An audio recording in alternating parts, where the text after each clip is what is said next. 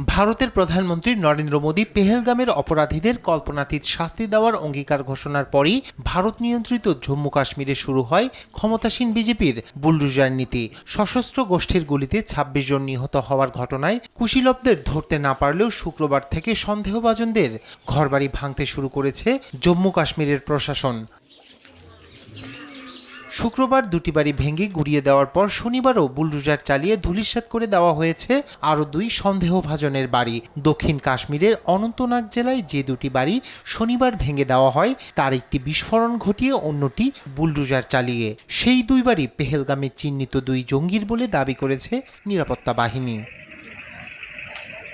তবে একজনের দায়ভার পুরো পরিবারের ওপর চাপিয়ে এই ধ্বংসযজ্ঞ চালানোর সমালোচনা করেছেন অভিযুক্তের পরিবার।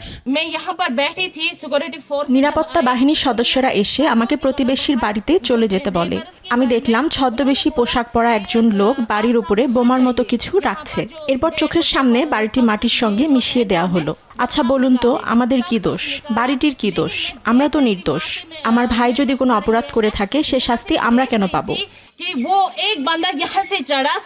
স্থানীয়রা বলছেন, কাশ্মীর উপত্যকায় সশস্ত্র গোষ্ঠীর মোকাবেলায় প্রশাসন ও নিরাপত্তা বাহিনীর এই কৌশল একেবারেই নতুন।